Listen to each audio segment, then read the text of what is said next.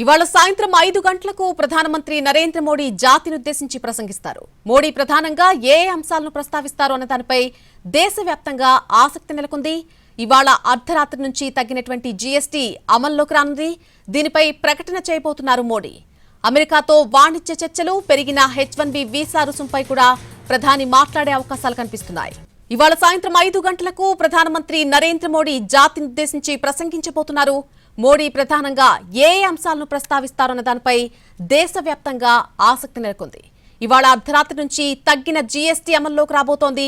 2.0 GST అమలుకు సంబంధించి దీనిపై ఒక ప్రకటన చేయబోతున్నట్టుగా తెలుస్తోంది. అమెరికాతో వాణిజ్య చర్చలకు సంబంధించి పెరిగిన H1B వీసా రుసుంపై కూడా ప్రధాని మాట్లాడే అవకాశాలు కనిపిస్తున్నాయి. ఇదే అంశానికి సంబంధించి పూర్తి అప్డేట్ మా ప్రతినిధి రాజు అందిస్తారు. రాజు,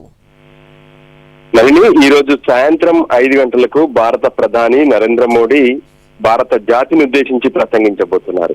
సో సాధారణంగా పలు కీలక సమయాల్లో మాత్రమే ప్రధానమంత్రి నరేంద్ర మోడీ ప్రత్యేకంగా జాతిని ఉద్దేశించి ప్రసంగిస్తూ ఉంటారు. అయితే ఈ రోజు జాతిని ఉద్దేశించి చేసేటటువంటి ప్రసంగంలో పలు కీలక అంశాలను ప్రస్తావించే అవకాశం స్పష్టంగా కనిపిస్తుంది.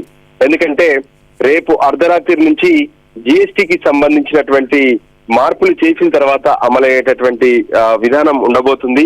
సో ఇప్పటికే జీఎస్టీలో కీలక మార్పులు చేశారు. దానివల్ల దేశంలోని సామాన్య ప్రజలు ఎంతో మేలు జరగబోతుంది. సామాన్య ప్రజలకు జరిగేటటువంటి మేలుతో పాటు ముఖ్యంగా హెల్త్ సెక్టర్ కు సంబంధించి ఇన్సూరెన్స్ల విషయంలో ఉన్నటువంటి జీఎస్టీని మొత్తం జీరో చేశారు. గతంలో 18% జీఎస్టీ ఉండేది, అది ఇప్పుడు 0% అంటే అసలు జీఎస్టీ అనేదే హెల్త్ సెక్టర్ పైన ఉండదు అనే విషయాన్ని చెప్తూనే మరికొన్ని క్యాన్సర్ డ్రగ్స్ తో పాటు ప్రాణాపాయకరంగా ఉపయోగపడేటటువంటి మరికొన్ని డ్రగ్స్ కూడా జీఎస్టీని మొత్తం తగ్గిస్తూ నిర్ణయం తీసుకున్నారు. సో ఇలా కీలక నిర్ణయాలపై మాట్లాడుతూనే మరోపక్క దసరా శరన్నవరాత్రులు ప్రారంభం కాబోతున్నాయి. దానికి సంబంధించి ప్రజలకు శుభాకాంక్షలు చెప్తూనే ఈ విధంగానైతే ఎర్రకోట నుంచి చెప్పినటువంటి విధంగా ఎప్పుడైతే డబల్ ధమాకా ఉండబోతుంది ఈ దీపావళికి అని చెప్పి ప్రధానమంత్రి చెప్పారు.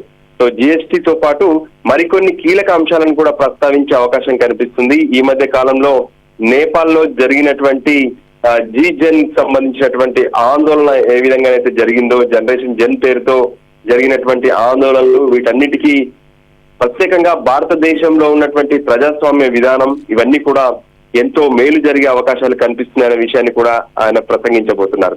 మరోపక్క అమెరికాకు సంబంధించినటువంటి అంశంలో ఇప్పటికే నిన్న గుజరాత్ లో బహిరంగ సభలో కూడా ప్రధానమంత్రి కీలక ప్రస్తావన తీసుకొచ్చారు. అంటే మనం విదేశాలపై ఆధారపడడమే మన దేశానికి శత్రువు లాంటి విషయం అనే విషయాన్ని కూడా స్పష్టం చేశారు. అంటే ఇక్కడి మేధా సంపత్తిని మనము విదేశాలకు తీసుకెళ్లి అక్కడ పనిచేయడం కాదు, మనమే స్వయం ప్రతిపత్తిగా ప్రపంచంలోనే అత్యున్నత దేశంగా మారుతున్నటువంటి క్రమంలో ఖచ్చితంగా ఇటువంటి అంశాలను పరిగణలోకి తీసుకోవాల్సినటువంటి అవసరం ఉందనే విషయాన్ని కూడా ప్రధానమంత్రి ప్రసంగించబోతున్నారు. ఇక మరోవైపు H1B వీసాకు సంబంధించినటువంటి విషయంలో కూడా ఇప్పటికే ఒక క్లారిటీ ఇచ్చింది అమెరికా నుంచి వైట్ హౌస్. సో ఈ నేపథ్యంలో ఖచ్చితంగా వీటన్నిటికి సంబంధించినటువంటి కీలక ప్రసంగాలు చేస్తూనే భారత దేశానికి సంబంధించి నిజంగా చెప్పాలంటే 2 రోజుల క్రితమే భారత ప్రధాని తన 75 ఏళ్లు పూర్తి చేసుకొని 76వ సంవత్సరంలోకి అడుగు పెట్టారు. అయినా కూడా దేశం కోసం ఆయన చేస్తున్నటువంటి ప్రయత్నాలు, దేశాభివృద్ధి కోసం చేస్తున్నటువంటి ప్రయత్నాలు,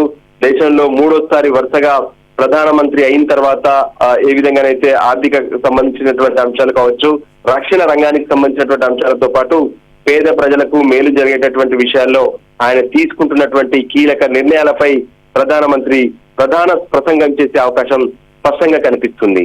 Nalini. Right Raju, thank you for the update.